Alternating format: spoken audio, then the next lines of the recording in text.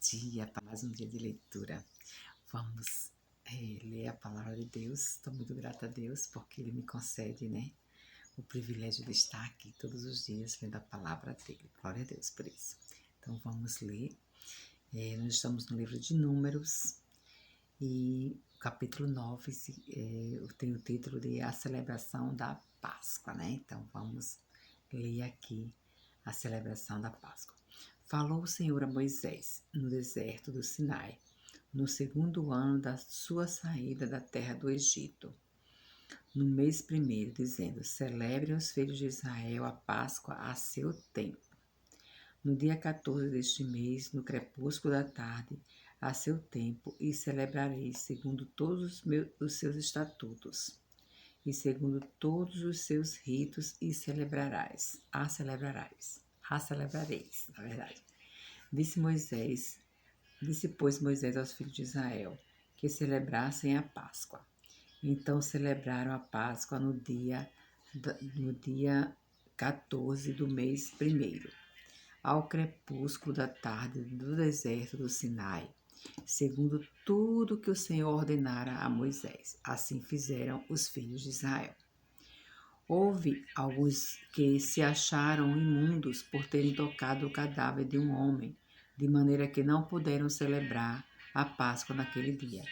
Por isso, chegando-se perante Moisés e Arão, disseram-lhe: Estamos imundos por termos tocado o cadáver de um homem, porque havemos de ser privados.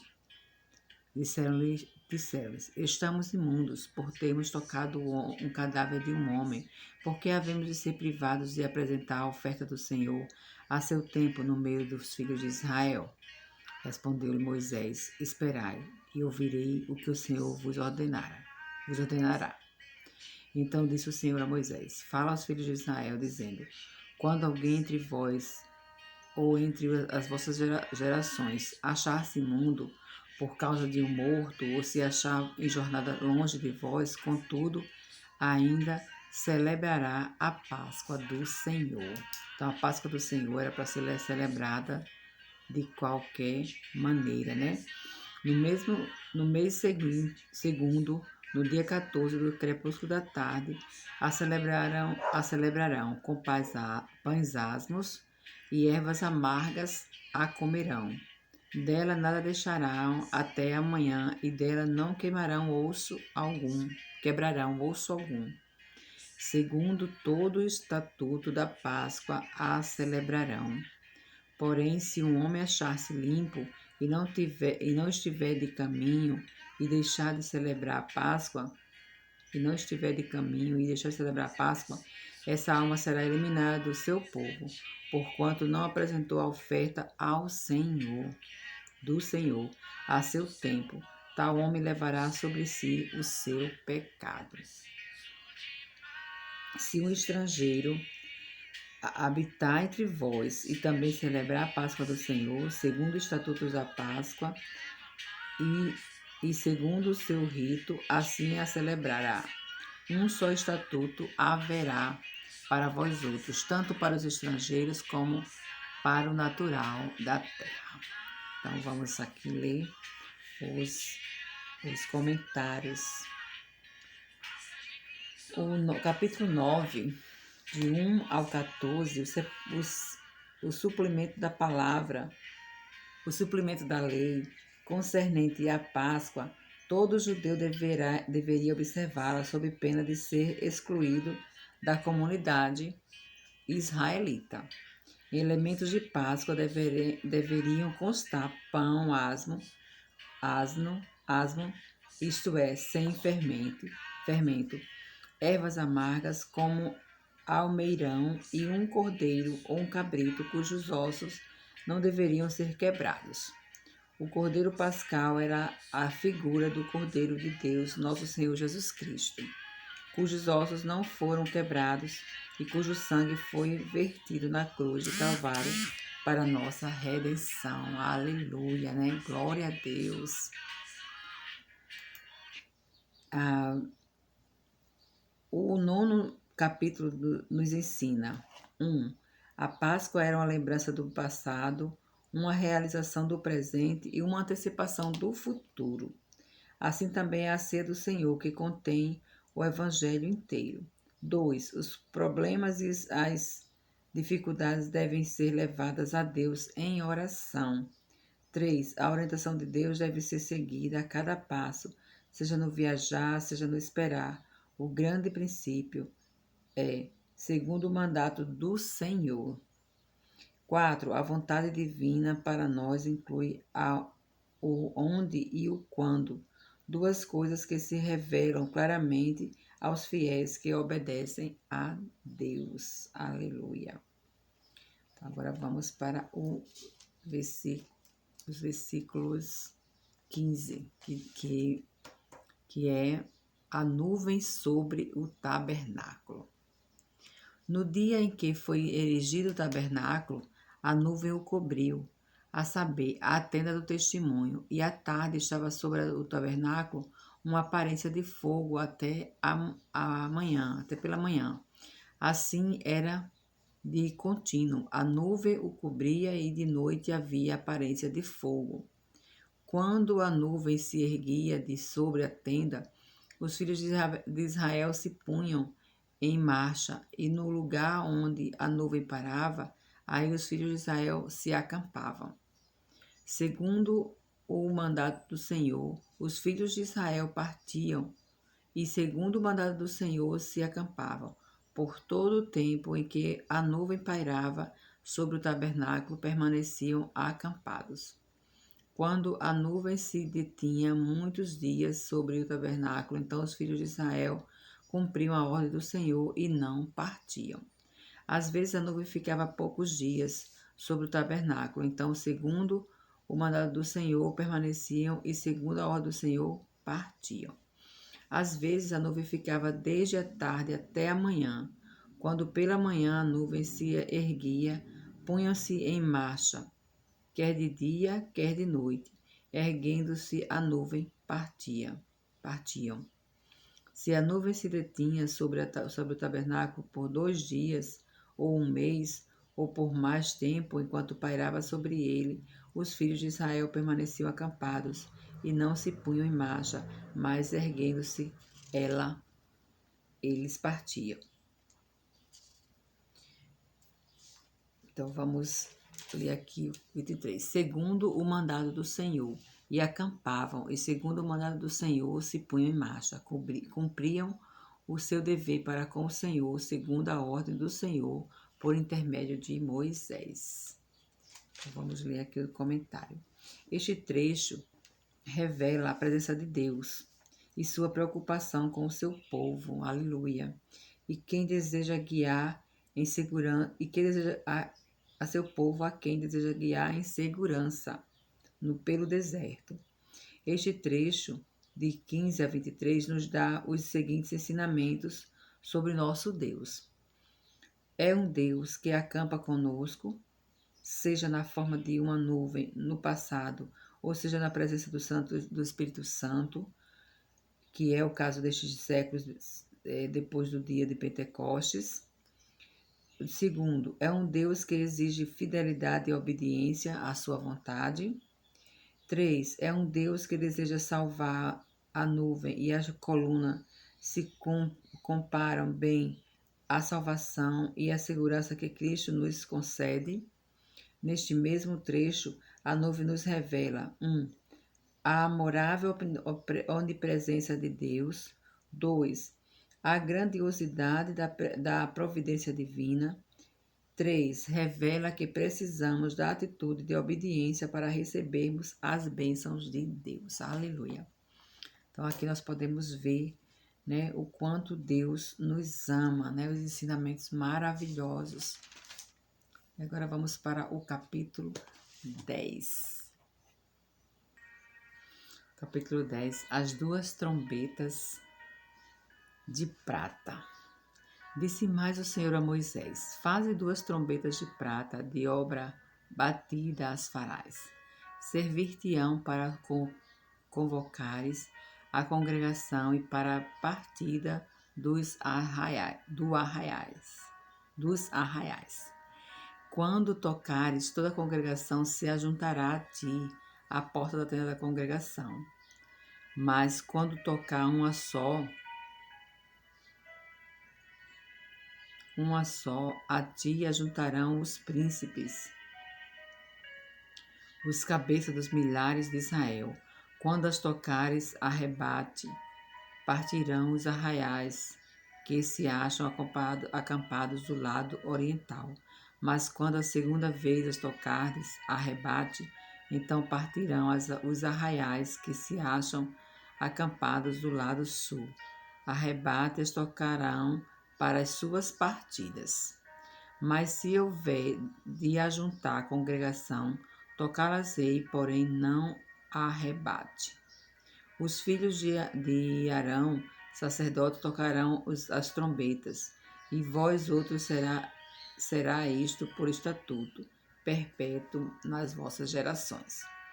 Quando na vossa terra sairdes a pelejar contra o opressor que vos apertam, também tocareis a trombeta, arrebate, e perante o Senhor vosso Deus haverá lembrança de vós, e sereis salvos de vossos inimigos.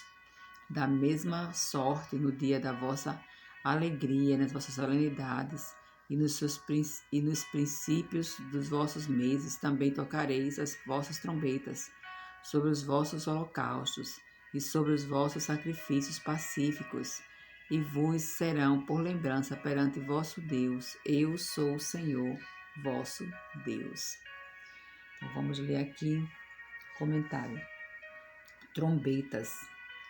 Em hebraico, Hatzostrot, um termo técnico específico diferente daquele empregado para as trombetas tocadas no jubileu. Então, é outro tipo de trombeta. O 10º capítulo nos ensina 1. As trombetas eram 2 e serviam para comemorar os homens, para convocar os homens e para apelar a Deus, o que mostra a obra dupla do culto, a pregação da palavra e a oração. A mensagem de Moisés contida no verso 29 é apropriada para cada crente pregar, porque inclui o testemunho. Estamos de viagem, o convite, vem conosco, a promessa, te faremos bem, e o motivo, porque o Senhor prometeu.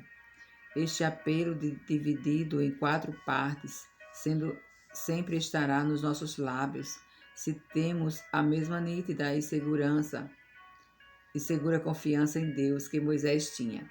3. As orações de Moisés incluem petições pela proteção de Deus durante o dia e pela sua presença durante a noite. Vamos ver agora o verso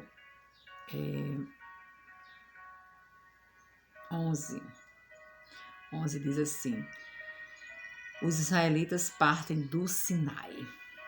Aconteceu no ano segundo, no segundo mês, aos 20 do mês, que a nuvem se ergueu de sobre o tabernáculo da congregação. Os filhos de Israel puseram-se em marcha no deserto do Sinai, jornada após jornada, e a nuvem repousou no deserto de Parã. Assim, pela primeira vez se puseram em marcha, segundo o mandado do Senhor por Moisés. Primeiramente partiu o estandarte do arraial dos filhos de Judá, segundo as suas turmas, e sobre o seu exército estava Naasson, filho de Aminadab. Sobre o exército da tribo dos filhos de Issacar, Natanael, filho de Zuá. E sobre o exército da tribo dos filhos de Zebulon, Eliabe, filho de Elon. Então desamarraram o tabernáculo, os filhos de Gerson e os filhos de Merari partiram, levando o tabernáculo. Depois partiu o estandarte do arraial de Rube, segundo as suas turmas, e sobre o seu exército estava Elisu, filho de Sedeu. Sobre o exército da tribo dos filhos de Simeão, Selemuel, filho de Zurizadai. E sobre o exército da tribo dos filhos de Gade, Eliasaf, filho de Deuel. Então partiram os coatitas, levando as coisas santas, e erigia-se o tabernáculo até que estes chegassem. Depois partiu o estandarte do arraial dos filhos de Efraim, segundo as suas turmas, e sobre o seu exército estavam Elisamar, filho de Amiúde. Porém, o exército da tribo dos filhos de Manassés, Gamaliel, filho de... Sobre o exército da tribo dos filhos de Manassés, Gamaliel, filho de Pedazur. E sobre o exército da tribo dos filhos de Benjamim, Abidã, filho de Gedeon. Então partiu o estandarte do arraial dos filhos de Dan, formando a retaguarda de todos os arraiais, segundo as suas turmas, e sobre o seu exército estava Aizé, filho de Amizadai. Sobre o exército da tribo dos filhos de Assé, Pagiel, filho de Ocrã. E sobre o exército da tribo dos filhos de Naphtali, Aira, filho de Enã. Nesta ordem puseram-se em marcha os filhos de Israel, segundo os seus exércitos. Então aqui perceba que era realmente muita gente, né? E era uma jornada bem grande, né? Porque muita gente desse jeito. Então, assim, era muito... Devia ser muito lindo ver essa visão, assim, né? Aquele mundo de gente andando, né? Então, vamos ler aqui os versículos do 11 ao 28. Israel em marcha. Não é mais uma marcha desordenada, né?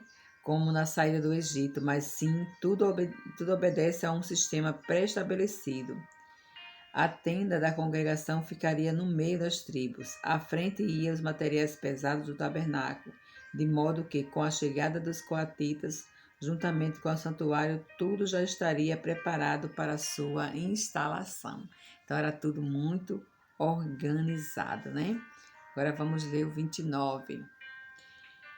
Disse Moisés a Obabe, filho de Reuel, o medianita, sogro de Moisés: estamos de viagem para o lugar de que o Senhor disse: dar-vo-lo-ei, vem conosco que te faremos bem, porque o Senhor prometeu boas coisas a Israel.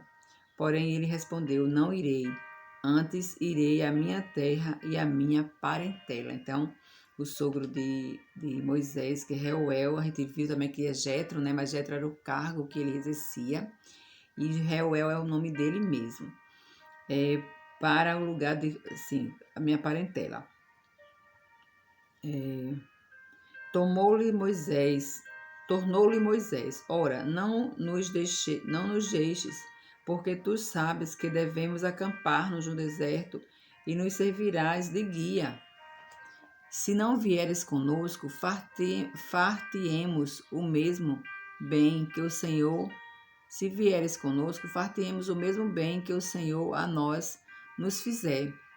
Partiram, pois, do monte do Senhor, caminho de 3 dias, a arca da aliança do Senhor, e adiante deles, caminho de 3 dias, para lhes deparar lugar de descanso.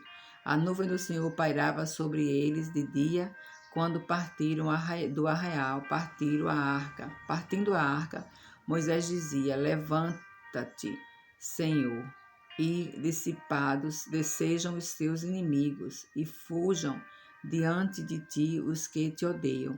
E quando pousava, dizia: volta ao Senhor, para os milhares de Israel.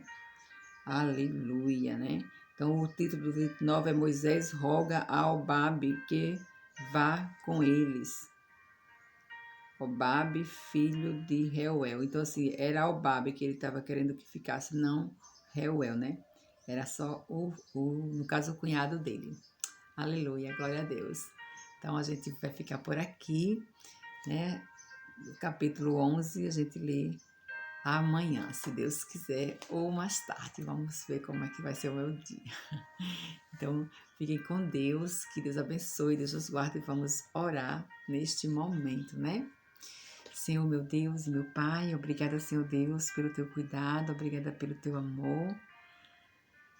Não nos desampara, Pai querido, guarda-nos em tua companhia. Está conosco, Senhor Deus, esteja conosco todos os momentos de nossas vidas, pois necessitamos de Ti continuamente. Em nome de Jesus eu te oro e te agradeço. Amém.